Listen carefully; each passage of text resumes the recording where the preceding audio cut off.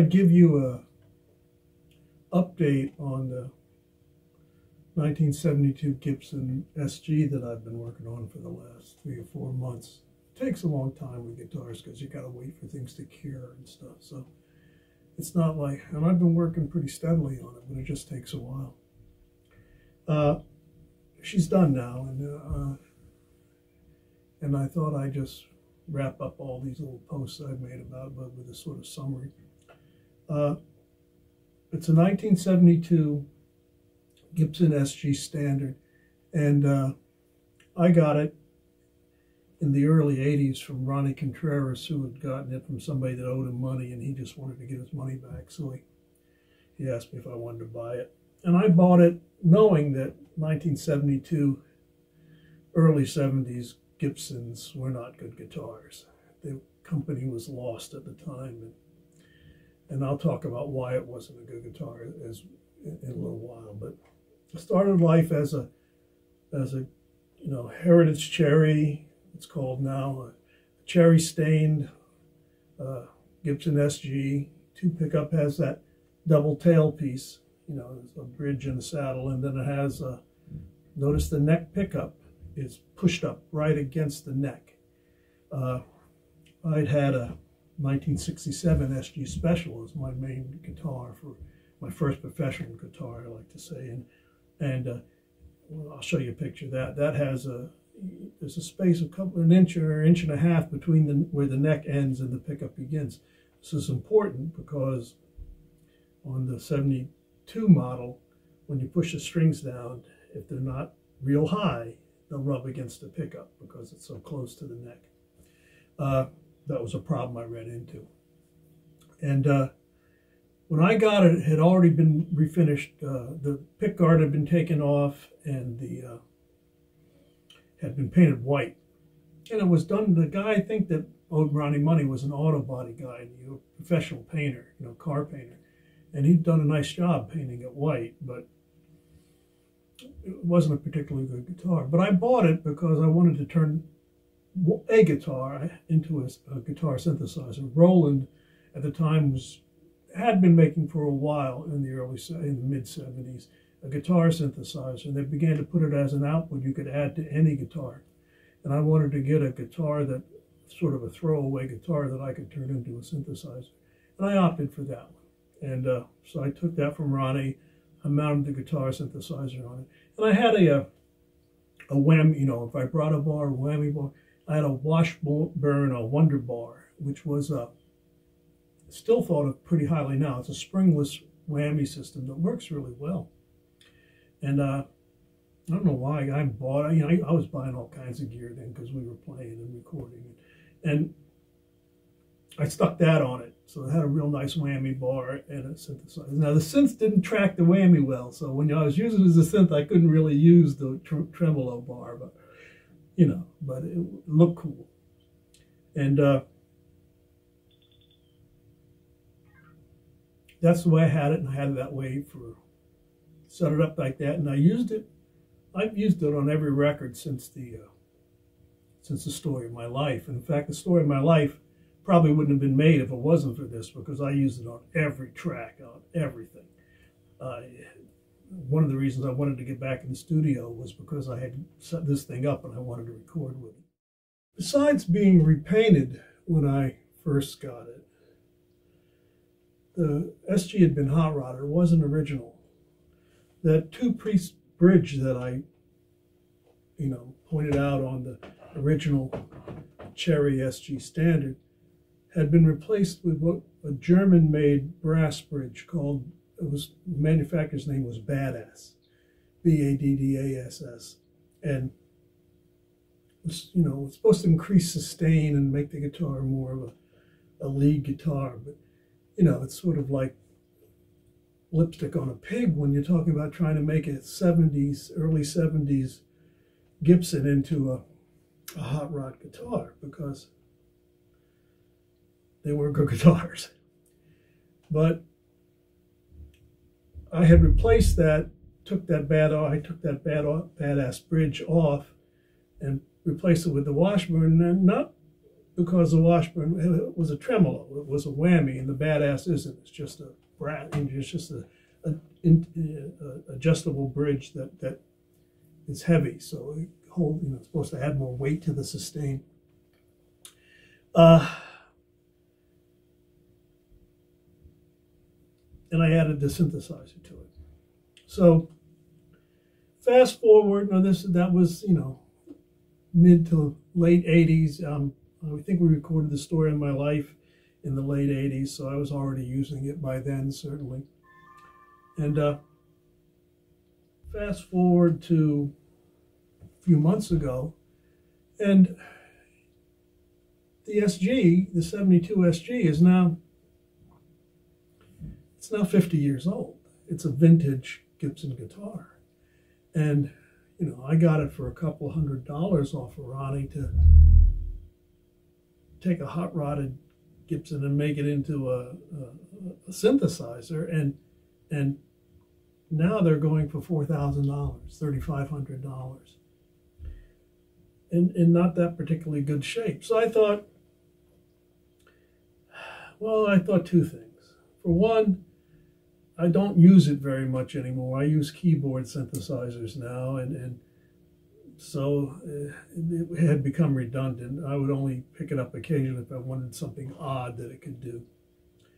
And also, in the late 90s, early 2000s, they came out with modeling guitars. I have two. I have a Line 6 Variax, which was the first one. And all they are is that they're guitars, but you can, by turning a switch, you can make them sound like a 12-string. You can make them sound like a banjo. You can make them sound like a sitar.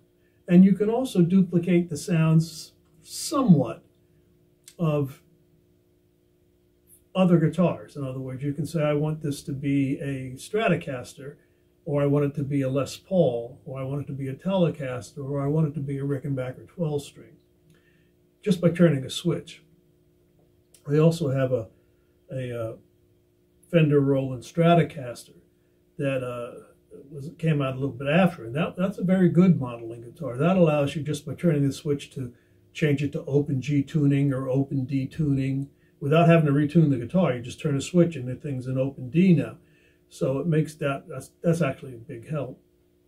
And it's a big help in a recording studio when you're working, because you don't have to take the guitar off and go get the other guitar and tune the 12 string. You just have to flip a switch and don't have to get up out of your seat, and you can lay a 6-string and 12-string down.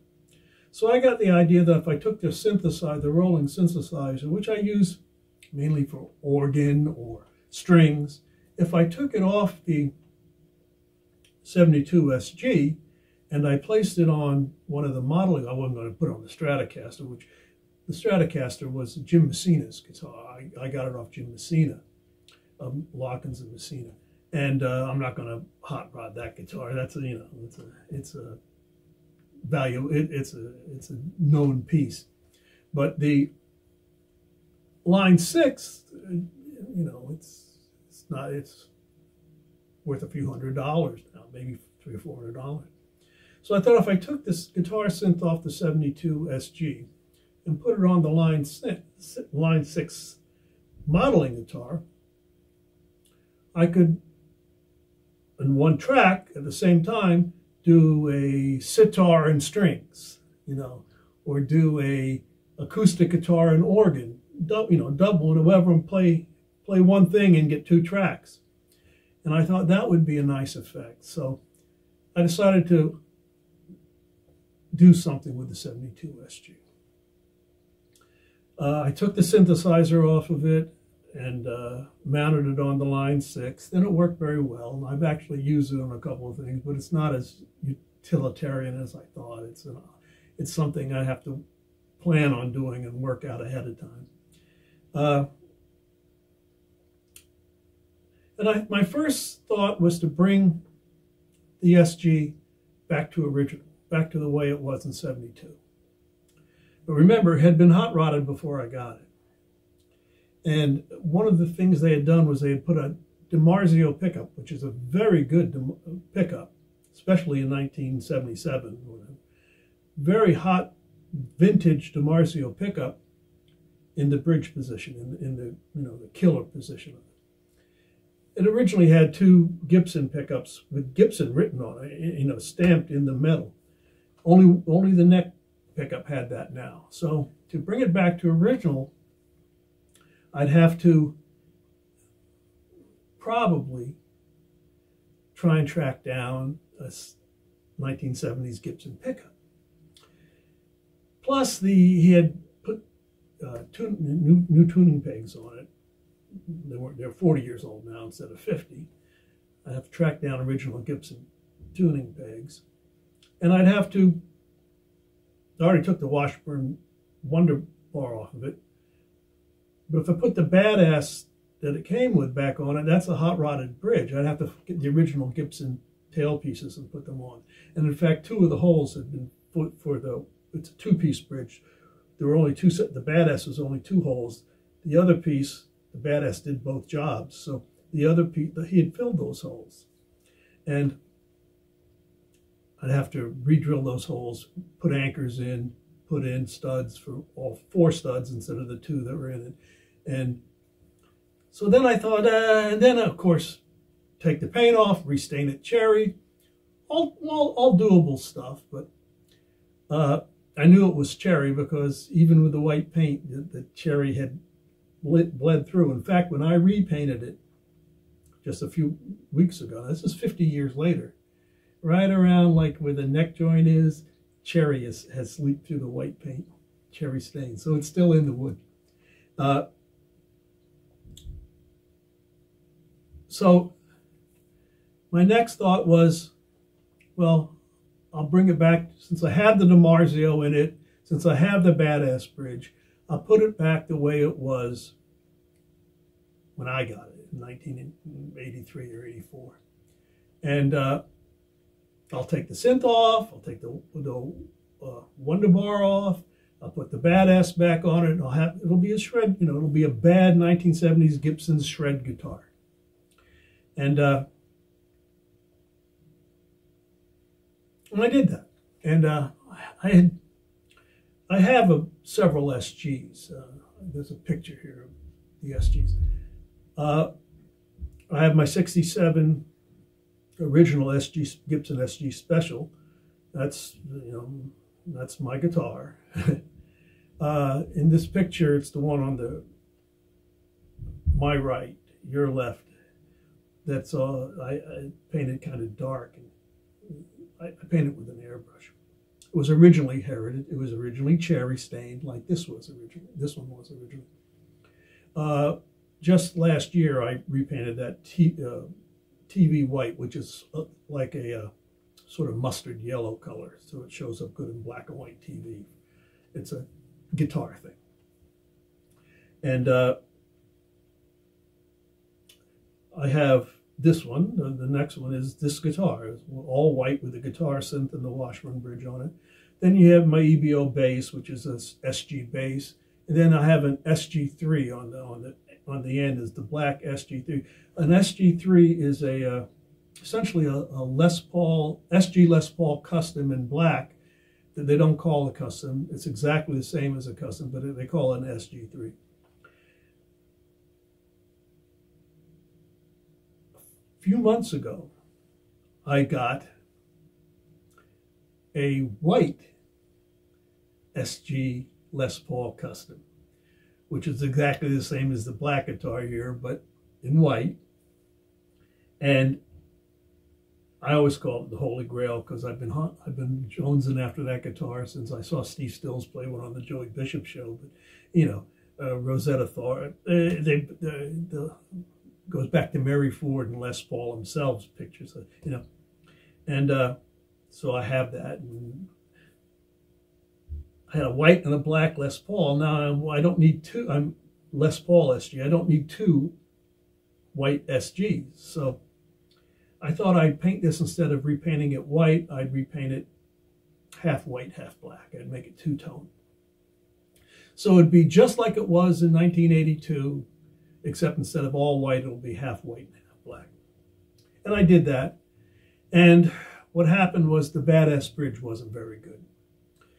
I think the guy originally left the Gibson studs in, because the studs I had for it, and I kept all the hardware for 40 years, but the studs I had with it, when you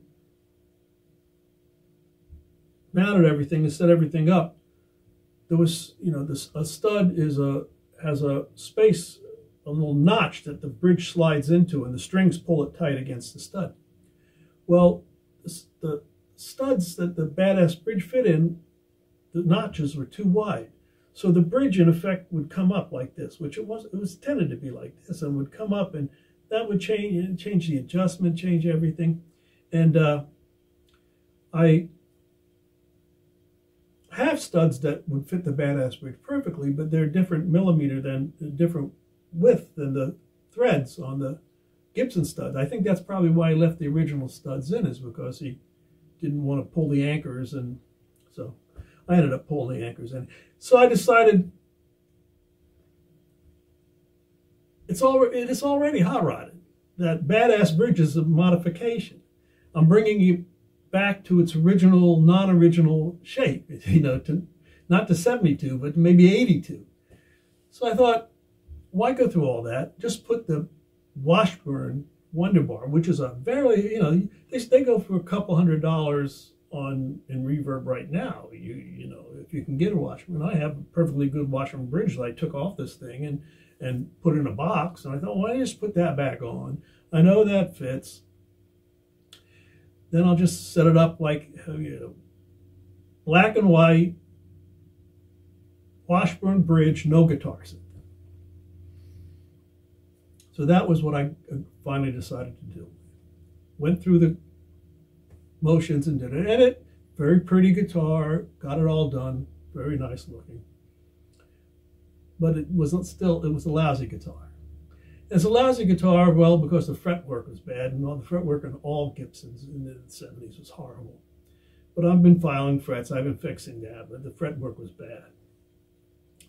The other thing is that the stupid neck pickup, unless you had the, there's the nut up at the end of the neck and the bridge in the middle of the guitar where the strings go through, there's a slight angle from where it goes down. So, the strings aren't straighter, they'd be laying on the neck. So what you do is you try to get the strings as low as possible to make it as easy to play. But on this guitar, to make the strings not hit that front neck pickup, which was higher than the neck, it's actually higher than the end of the neck. So if you push them very up high on the neck, if you push a string down, it's rubbing against the pickup and goes plunk. It sounds like a band, plunk, it sounds like a muffle. So, like a playing card stuck in the strings. Elvis fans will know what that means. And I just raised the strings high enough so that wouldn't happen, but it made it a lousy playing guitar. Well, I'm not going to use it anyway. I've got an SG3 and an SG Custom. Why would I need to ever use this SG? And I've got my 67 SG, which is my favorite guitar, one of my favorite guitars, my first, And so I was about to walk away from it, and I thought, I was talking to Ronnie, and I said, I could make that a really nice guitar, but I either have to move that neck pickup back like it's on my 67, or just remove it. I have a single pickup Les Paul. I have the Melody Maker that I use. I've been thinking about building a single pickup Stratocaster.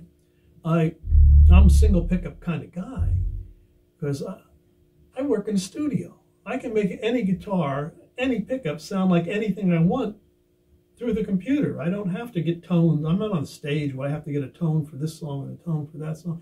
I've got plenty of time. I can sit down. I can make my modeling guitar sound like a 12-string, So I thought maybe I'll just take that neck pickup out, clear that space, lower the strings so I can play, and make a real nice guitar out of it. So that's what I did. I built a pick guard to cover the routed out hole for the neck pickup, so you can't see a big hole in the front. I mean, that's just cosmetic. You could have left the hole there, but ugly looking. I built a pick guard to hide that. I removed that. I lowered the strings down, and it's a beautiful thing.